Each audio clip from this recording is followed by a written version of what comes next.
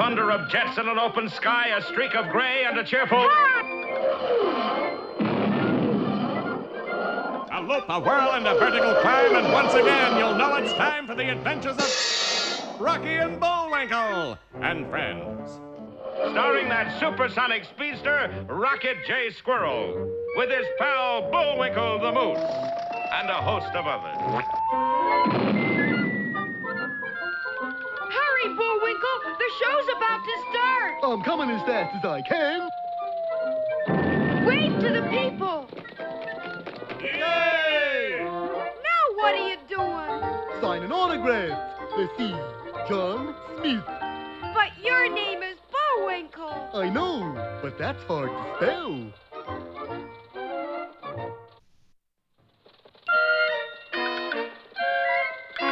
We're gonna have a lot of fun.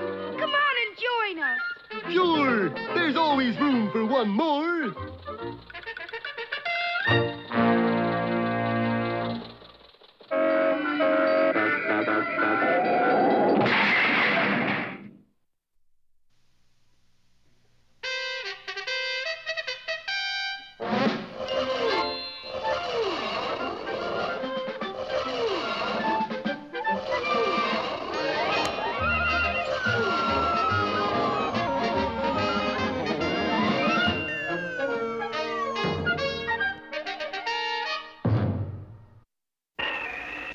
The one sure thing about the weather in Frostbite Falls, Minnesota, was that it was changeable. And tomorrow morning it'll be either sunny, cloudy, raining, snowy, foggy, smoggy, hailing, drizzling. No one was able to make an accurate prognostication until the city council bought a fortune-telling machine.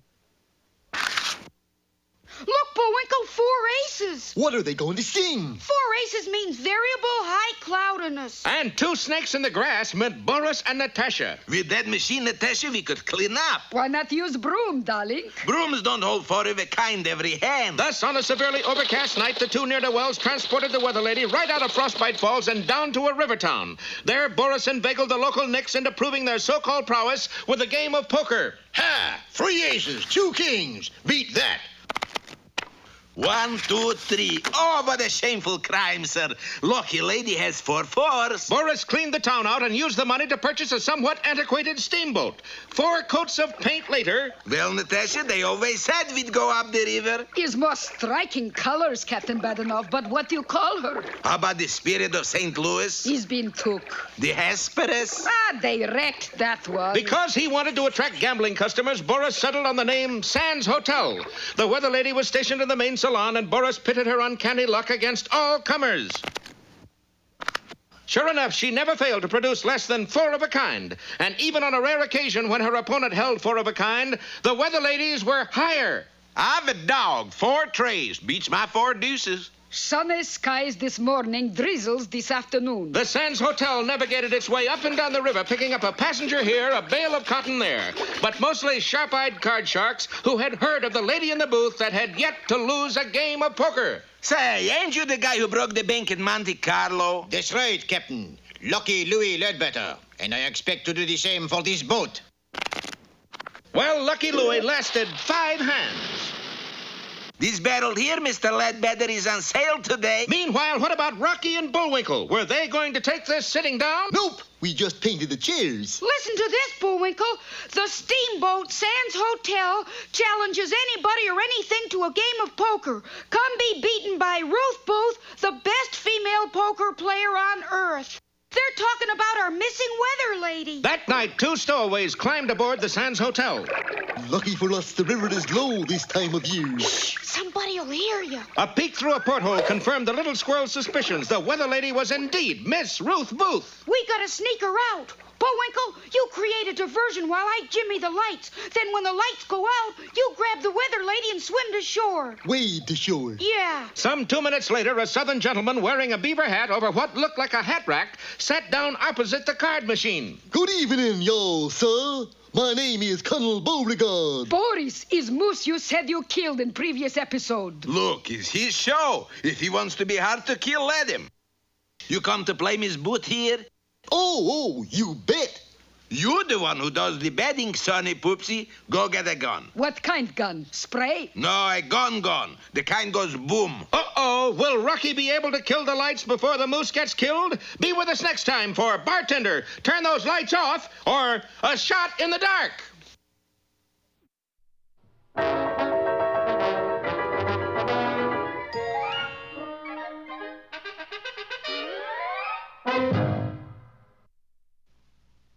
And now... Hey, Rocky, watch me pull a rabbit out of my hat. But that trick never worked. This time for sure. Presto!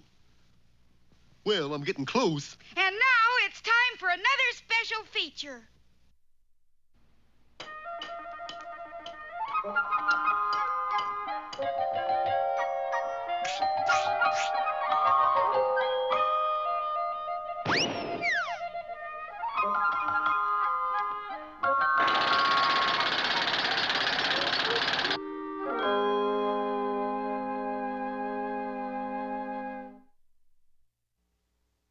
You wait till your mother sees what you've done to your new Sunday toga, Junior. Well, don't blame it on me, Pop.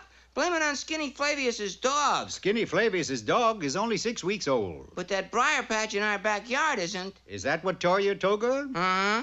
The dog was chasing me, and I jumped over the fence without looking. By overlooking the briar patch, you overlooked one of my most wisest sayings. Look before you leap. Gosh, is that one of yours? Yes, it is, and so is his fable. The country frog and the city frog. Once there was a frog, a poor country frog.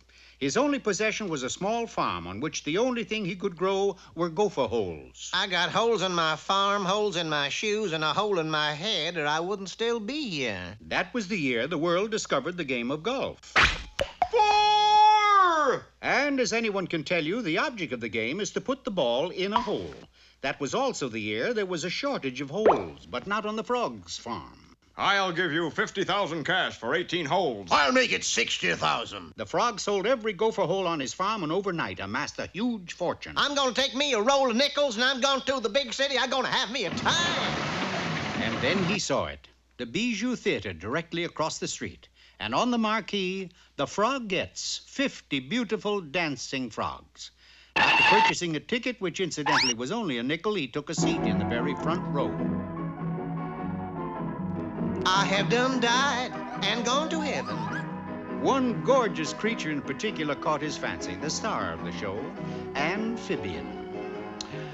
Her performance so unnerved the simple frog that he began popping nickels into his mouth, thinking they were jelly beans. Amphibian had seen a lot of big spenders, but this looked like the biggest of them all. By grannies, Miss Fabian, sure was neighborly of you to let me buy you this here expensive dinner. I worship the bank you keep your money in, honey. A mad courtship followed. Money was no object when it came to Amphibian. She spent nickels like they were pennies. There were nights at the opera, days at the races, and afternoons in the fur shop. Buy me that Alaskan seal, would you, sweetheart? How much is it? Only 20,000 nickels. Well, that sounds reasonable. Needless to say, it wasn't long before the frog was down to his last nickel. What are we going to do tonight, Frog, honey? Well, I thought we'd go somewhere and make a phone call. Talk to the operator, things like that. Let's get something straight, big boy. If you want me to be your honey, you gotta spend lots of money. Well, in that case, you wait right here, you hear? In an effort to raise money fast, he took the first job to come along, which happened to be in a circus. Only thing we need right now is a high diver. Tell me what to do. You see that 5,000-foot platform? Dive off of that into this bucket. Ain't that a mite dangerous? Yeah, but it pays good. Willing to risk anything, the frog ascended the ladder and poised athletically at the edge of the platform. Ain't exactly leap year, but here goes. The little frog jumped out into space and plunged like a rocket toward the bucket far below. But as luck would have it, the weather suddenly changed. A cold snap set in, and the water in the bucket froze solid. Well, there's nothing new about a frog diving into a bucket of ice, so he was fired. What in the blue-eyed world am I gonna do? If I don't find me some money, I'll... And then he saw it. In the gutter was a nickel. Maybe my luck has changed. He put the nickel in a weighing machine, and instead of a fortune, 2 nickels came out. Flushed with his newfound wealth, he dashed into a phone booth to call Amphibian. But instead of getting her number, 3 nickels fell out. On a bus that would take him to Anne's apartment. He dropped the 3 nickels into the coin receiver, and out came a transfer. He was as broke as ever. Annie, honey, I'm Nicholas. I don't care what your front name is, honey. I got news. Your broker sold the last of your gopher holes. Here's 10,000 nickels. Hot, Ziggy, let's us go make a long-distance phone call. Oh, no, you don't. This wouldn't last me a fortnight.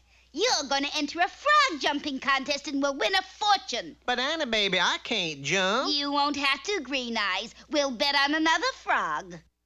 And so on the day of the jumping contest, the little frog took his place on the starting line. Now, remember, love, don't jump a foot. You'll lose and we'll win. He had to make it look good, so he took a few steps back to get set for a false effort.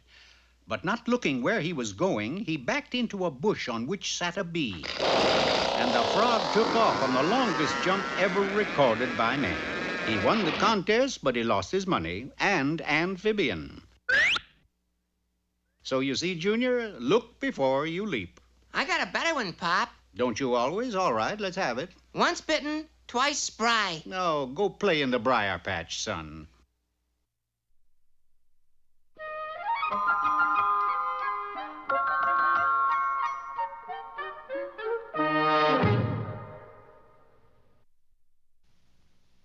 Today's lesson is mighty important, remember? Bullwinkle is a... Not that lesson. This lesson. Hello there, you wool gatherers. Today's poem is the old classic, Morey Had a Little Lamb. Morey? That's Mary. You're a boy, aren't you? Yeah, but... Okay, Morey had a little lamb. It's really me, folks. Its fleas were white as snow. Its fleas were white as snow. They're albino fleas. I got 'em at... Uh-oh, little rascals got away. Where was I? And everywhere. Oh, yeah, and everywhere that Morey... Oh! Went the... Oh! Hey, what's going on? Those fleas are biting you, Bullwinkle. Oh! Ah! You better get out of that sheepskin. I can't. The zipper's stuck. Oh! Well, hold still, Bullwinkle. I'll shear you. Oh! That's my own personal pelt you're snipping. Well, here, maybe this'll do it. So if you have a little lamb, just take a tip from me. If it has fleas as white as snow... Just use some DDT. Yeah. And now it's time for 5 or 6 baritone solos in the key of E. But... Ooh. Now for another of our special features. Should have tried E flat.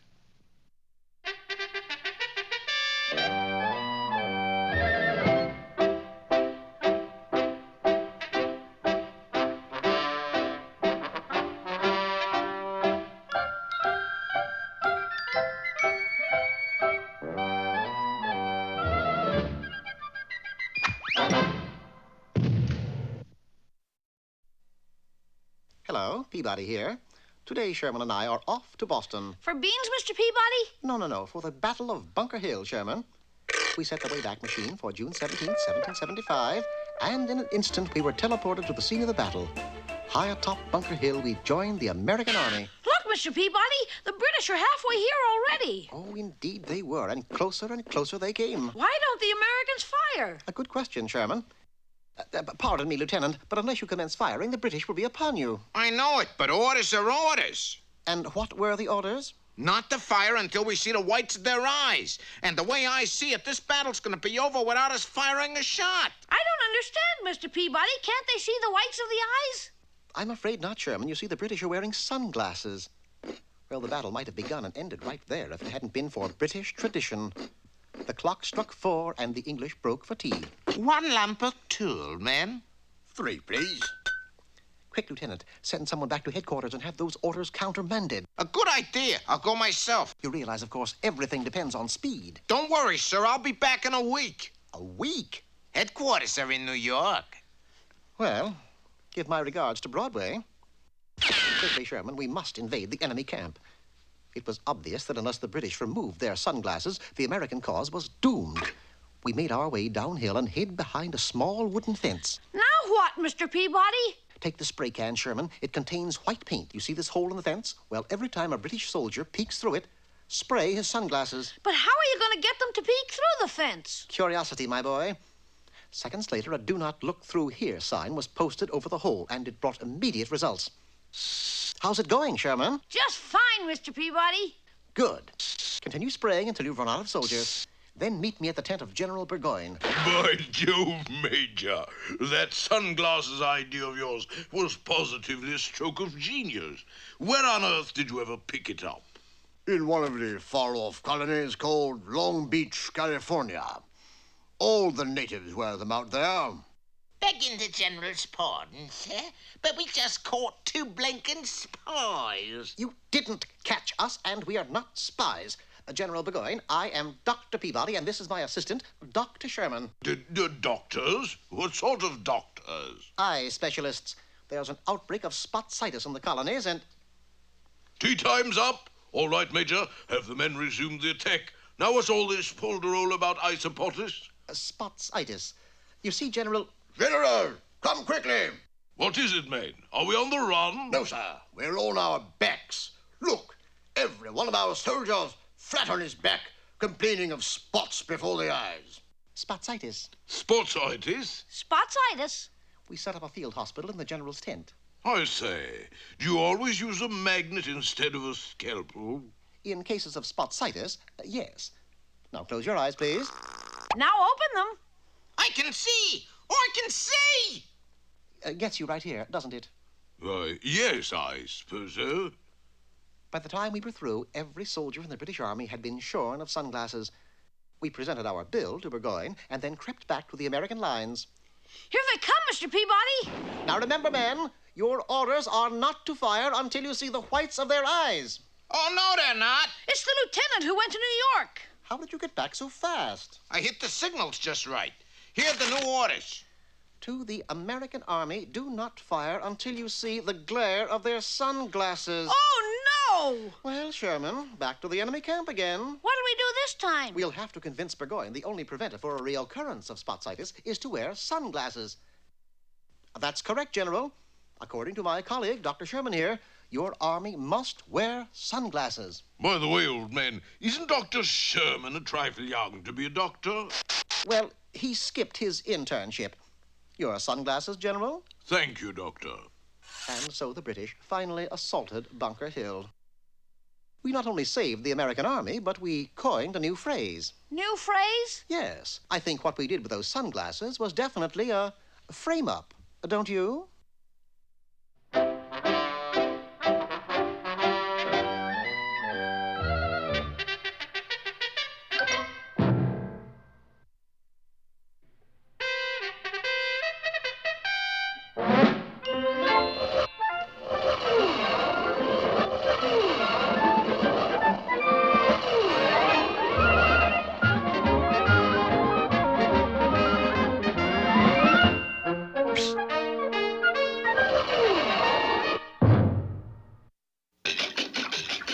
In case you weren't with us last time, Rocky and Bullwinkle located the missing weather lady. There she is, Bullwinkle, and Boris must have been the thief who stole her. The plan to get her back was simple. Bullwinkle would get Boris's attention. Rocky would then short the light circuit. In the darkness, Bullwinkle would grab the weather lady and take her ashore. It was as simple as that.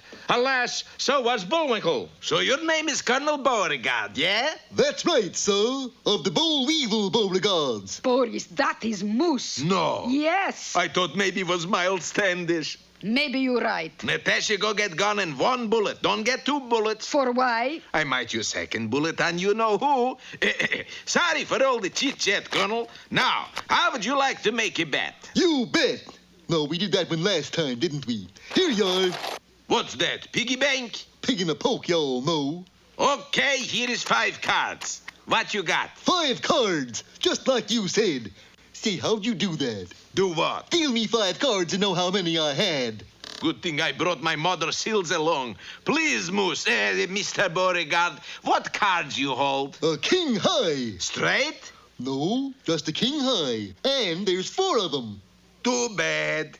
I didn't win? No, I got a potsy. A potsy? 2 3s and the joker. That beats 4 kings? On this boat it does. Yeah. By this time, Rocky had found the master light switch, and Natasha had found an elephant gun. Both went into action at the same instant. Well, you think Otto Preminger made an exodus, huh? In less than 10 seconds, the good ship Sands Hotel was devoid of any activity, except, of course, for the captain and the first mate. Darling, what happened? Natasha, you came this close to hitting Moose. This close? I must have hit someone else then. I'm going to be a sport and give you 3 guesses. Oh, no, Boris, not. It wasn't. It couldn't. Ah, go get needle and thread. While Boris is getting to the seat of his troubles, we'll peek in on Rocky, who is waiting anxiously on shore. Sure wish Bullwinkle would get here, and I hope he has... Hiya, Rocky! Gosh, am I glad to see you. Did you get the weather lady? She's right here, tucked under my... 'Twas then they noticed an alteration in the lady in the booth. She's gone robot on us. Bullwinkle, you grabbed a phone booth. Taking advantage of the situation, Rocky telephoned Boris. Listen, Foxy Squirrel, I wouldn't sell new dealer for all the tea in bags. How much? $50 tax-free. Hold still. His deal. Send Moose over with money. That's 50 smackaroonies I didn't expect to get. You really sell blonde in booth for $50. Does money grow on radishes? Suspecting that Boris might pull a fast one, Rocky insisted that the transaction take place in the center of town in front of a few hundred Southern gentlemen. Okay, the money's in this sack. And weather lady is in envelope. You stuffed her into that tiny envelope. Kinda hard to believe. Hey, what's coming off here? Key is in here. Key to safety deposit box in depot. Safety deposit box has weather lady. I don't know. That seems like a pretty... Ooh, hold still, Boris. There is a mosquito on your cheek. And the Moose made a deft swipe. Missed. But the men standing on the sides didn't. Slapped his face. And that, gentleman, means a duel. Well, this was an unforeseen development. Don't miss our next installment, unhappily entitled Dual Controls, or Put It in Second.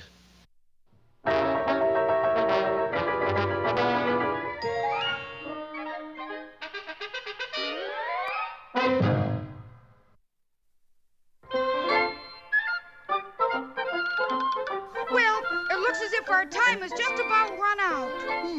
Mine must be a little slow. You got the credits, Bullwinkle? All on this itty-bitty card. Oop.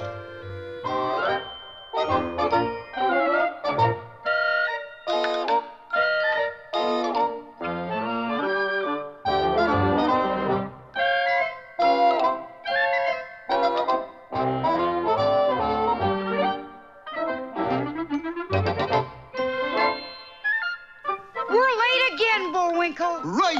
Bye now. See you next time.